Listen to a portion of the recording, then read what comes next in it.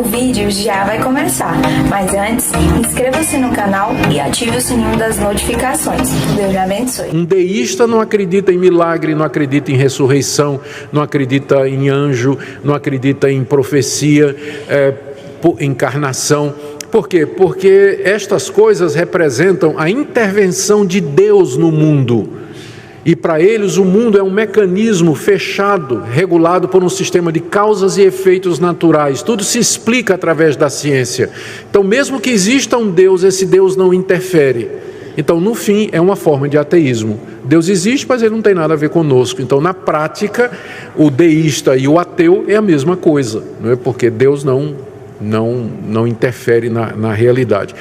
Um dos mais famosos deístas é o filósofo Dave Hume, famoso por esse livro aí, The Natural History of Religion, a história natural da religião, onde ele diz que a base da religião não é a razão, mas o medo do desconhecido.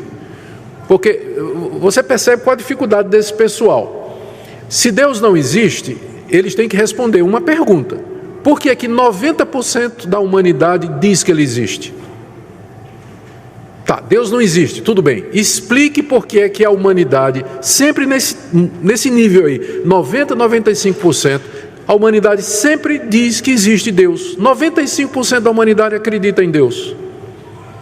Sempre foi assim. De onde vem essa religião, então? Resposta dele: do medo.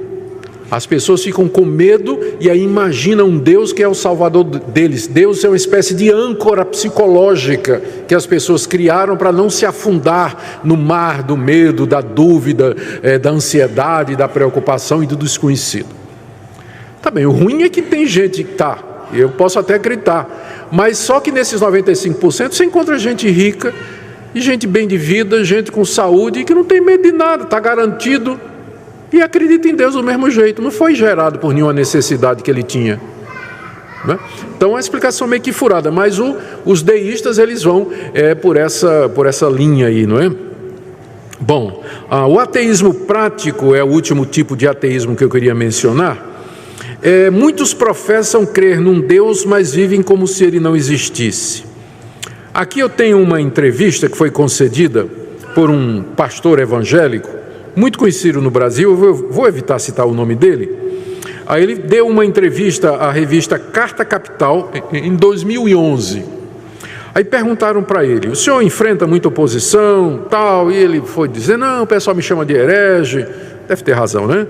E uma coisa ou outra, tal. Aí ele diz assim: o pessoal me acusa de que eu não acredito em Deus, ou o Deus que eu acredito é um Deus impotente. Olha a resposta dele. A minha resposta é que Deus não está no controle. A favela, o córrego poluído, a tragédia, a guerra, não tem nada a ver com Deus. Eu concordo muito com Simone Weil, essa que está aí publicada, né? Ateísmo Prático, está aí na tela. Uma judia convertida ao catolicismo durante a Segunda Guerra Mundial. Quando ela diz que o mundo só é possível pela ausência de Deus. Nós vivemos como se Deus não existisse, porque só assim nos tornamos cidadãos responsáveis, nos humanizamos, lutamos pela vida, pelo bem. A visão de Deus como um Pai todo-poderoso que vai me proteger, poupar, socorrer e abrir portas é infantilizadora da vida. Tá, isso foi o que o pastor evangélico disse. Ele está citando essa filósofa judia aqui, que é a Simone Weil. O que é que a Simone Weil está dizendo? Diz que o mundo só é possível pela ausência de Deus. O que é que ela quer dizer com isso? Enquanto as pessoas acreditam num Pai poderoso que vai protegê-las, ajudá-las a abrir portas, elas vão ficar paradas. Mas quando você vive como se Deus não existisse, você vai correr atrás do seu emprego, da sua saúde, vai lutar contra a injustiça, porque tudo depende de você. Então, para ela, o mundo só é possível pela ausência de Deus. Senão, nós seremos como criancinhas dependendo no Pai Todo-Poderoso para cuidar de nós. Mas como é que ele responde para esse pessoal, né? Primeiro que o que ela entende como crença num Pai Todo-Poderoso é uma caricatura do que os cristãos dizem. Porque nós cremos no que Jesus Cristo disse: vigiar e orar. A gente ora, mas vigia também. A gente ora, mas se levanta e vai procurar emprego. A gente pede a Deus proteção e toma cuidado para não ficar falando no celular no Parque Vaca Brava, né, para não ser roubado por um trombadinha, né? Vocês conhecem trombadinha aqui? Não, trombadinha, mas tem trombadinha em Goiânia? Tem? Tá. A gente pede a Deus que nos dê o pão nosso de cada dia e a gente se levanta para trabalhar. Então essa visão aqui é uma caricatura do que é o cristianismo. O verdadeiro cristão, ele está engajado. A gente pede a Deus que nos dê um governo justo e no dia do protesto a gente vai protestar. Vai na rua. Então é assim que eles fazem, né? Levantam uma caricatura do cristianismo e batem. Como nós vamos ver mais adiante, especialmente com esses modernos ateus. Bom, mas esse é mais um tipo de ateísmo. Pode passar aí.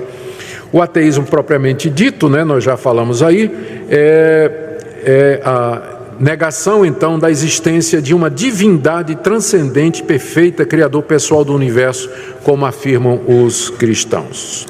Ateísmo na Bíblia, próximo slide. De acordo com a Bíblia, o ateísmo é uma tolice que tem raiz no coração depravado do homem. Salmo 14, verso 1, diz o insensato no seu coração, não a Deus. Também o Salmo 53, verso 1. É um esforço do homem negar o que a sua consciência diz. E aqui eu remeto vocês à série que eu estou pregando em Romanos, capítulo 1, exatamente a respeito disso. Hoje à noite nós vamos continuar a exposição de Romanos 1, de como o homem rejeita e sufoca o conhecimento de Deus na consciência e na natureza. E lá no livro de Jó, capítulo 12, de 7 a 10, está dito o assunto: pergunte aos animais e até eles sabem que Deus existe. Aqui não é nada pejorativo contra quem não crê na Bíblia. Próximo slide, ateísmo no Brasil. A última pesquisa do Datafolha de 2013 sobre interesse religioso diz que o censo, veja a comparação aí, ó. O IBGE em 2010 detectou que ateus e agnósticos no Brasil representam nem 1%. O pessoal que se diz ateu e agnóstico não é nem 1% da população brasileira. Mas o pessoal que diz que não tem religião é 8%.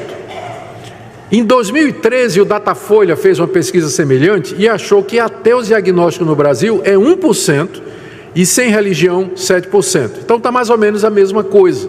Ou seja, 99% dos brasileiros dizem que acreditam em Deus. É claro que a pergunta é: que Deus, não é? Que Deus eles acreditam? Que Deus os brasileiros acreditam? Há muita confusão sobre Deus aqui no Brasil. Mas o Brasil não é um país ateu. Essa proporção nos Estados Unidos é muito maior, o número de ateus nos Estados Unidos. E na Europa nem se fala. Em alguns lugares já passou mais da metade da população, especialmente nos países como Noruega, Dinamarca e outros, cerca de metade da população ou mais não acredita em Deus. Mas no Brasil, esse número é 1%. Aqui tem uma palavra do presidente da Associação dos Ateus no Brasil, Daniel Sotomayor. Ele diz assim: não saberemos quantos efetivamente nós somos, porque muitos ateus têm medo de sair do armário. Porque no Brasil, ser ateu ainda é visto, né, como um negócio meio ruim, não é? Negócio meio ruim. E aí o pessoal identifica ateu como sendo uma pessoa má. Isso não é verdade, diga-se em justiça dos ateus. Há muitos ateus que são pessoas de bem, eu creio que, né, são pessoas de bem, são cidadãos normais, pessoas de bem que trabalham, têm seus empregos, né? Então essa ideia de associar o ateu com uma pessoa ruim, isso aí é um mito, né? Isso não é verdade. Muitos ateus estão envolvidos em caridade, obra social, lutam por causas justas e assim por diante. Nós não devíamos identificar o ateísmo como sendo uma coisa ruim ou má. Bom, muito bem, então até aqui eu estava dando algumas explicações e definições a respeito do ateísmo. A pergunta é: se esse pessoal se o ateu ou se o ateísmo representa 1% da população brasileira, por que nós vamos nos preocupar com isso? Por que uma aula sobre isso? Porque esse 1% é muito ativo. E eles conseguiram disseminar a filosofia ateísta através de várias formas. pelos pensadores, formadores de opinião, artistas, celebridades, através de cinema, através da arte, através da música, através dos livros acadêmicos. Você vai encontrar esse pensamento em todo lugar, defendido por essa minoria. Um pouquinho agora de história do ateísmo, e eu vou pedir paciência aqui para aqueles que vão ter alguma dificuldade de acompanhar. Os 3 ateus mais influentes do mundo são esses aí: Freud, Marx e Nietzsche. São os 3 ateus, são os 3 homens que mudaram a história do pensamento da nossa cultura, com as teorias deles, e todos eles eram ateus. Vou começar com o famoso Sigmund Freud. Nasceu em 1856, morreu em 1939. Era um neurologista. Ele é o criador da psicanálise, um ramo da psicologia. Ele era judeu e ateu. A teoria de Freud com relação à origem da religião e da crença religiosa é a seguinte: a crença religiosa envolve a produção de um Deus cujos aspectos convenientes são enfatizados e cujos aspectos inconvenientes são minimizados ou inteiramente eliminados. Para ele, aqui são palavras dele, ele disse assim: não seria ótimo, pensamos, sem deixar que nós mesmos notemos, se houvesse um Pai Celestial para cuidar de nós, especialmente em face da morte? Não seria ótimo se esse Pai Celestial fosse um juiz rigoroso que punisse severamente os nossos inimigos? Então Freud ressuscita aquela teoria do David Hume de que religião é fruto da psicologia. Deus é uma produção do homem. O homem imagina um Deus que vai cuidar dele aqui nessa vida e depois da morte, e um Deus que vai punir os seus inimigos. Então era assim que ele dizia, que explicava como é que as pessoas acreditavam em Deus. É fruto somente da imaginação e da necessidade das pessoas. O pensamento de Freud, então, com sua explicação psicológica sobre a origem da religião, influenciou grandemente muitas áreas do pensamento. Inclusive a psicologia, naturalmente, não é? O próximo é o Karl Marx. Marx é também alemão, judeu, foi economista, filósofo, historiador e jornalista. Ele é o fundador da doutrina comunista moderna e era ateu. Era ateu também. O Marx tem uma ideia interessante sobre por que as pessoas acreditam em Deus. Ele diz que Deus é o produto das classes dominantes. Imagina o seguinte: você é poderoso, rico, e você tem servos, você tem escravos, você tem gente debaixo da sua autoridade, e você oprime, e você se sente culpado. Como é que você faz para aliviar a sua consciência da culpa que você tem por tratar mal os seus subordinados? Você inventa um Deus, você cria um Deus que autoriza o domínio, um Deus que autoriza o domínio do forte sobre o fraco, um Deus que determina a escravidão como modo de vida, um Deus que é poderoso, que manda destruir outras nações, um Deus que é guerreiro, que manda o seu povo invadir terras, matar mulheres e crianças e tomar posse. Então, a classe dominante inventou Deus para poder justificar o que ela estava fazendo. E além do mais, tem o seguinte: e como é que você faz para manter esse povo quietinho, esse povo que você domina? Você chega para eles e diz assim: olha, a sua recompensa não vai ser aqui, a sua recompensa vai ser depois da morte. Enquanto você está aqui, você tem que fazer o que eu mando. Você tem que trabalhar feito escravo, você tem que ser oprimido, você não pode reclamar, porque Deus vai lhe dar recompensa depois da morte. Depois da morte é que você vai ser recompensado. Então, para Marx, quem inventou religião foi a classe dominante, para poder manter os pobres quietinhos no seu lugar, enquanto eles continuam a fazer o que eles querem, exercer domínio, poder. Marx foi quem é o autor da frase de que o cristianismo ou a religião é o ópio do povo. Ópio é um entorpecente.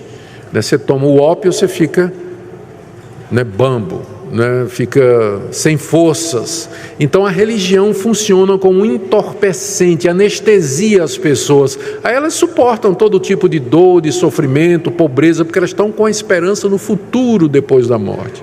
Então essa é a ideia de Karl Marx, não é? E ele é comunista. A teoria comunista ela é ateia por definição. E ele entende o mundo, Karl Marx, sempre dessa perspectiva da luta de classes. E infelizmente você percebe no meio evangélico um flerte, não é? Entre evangélicos que querem pegar a doutrina comunista ou a visão comunista, marxista de sociedade e criar uma espécie de ação social ou abordagem da igreja para os problemas da sociedade a partir do modelo marxista, não é? Mas eu entendo que há uma incompatibilidade muito grande. Se essa mensagem falou com você, escreva amém nos comentários. Aqui é um lugar onde a palavra ainda cura e transforma.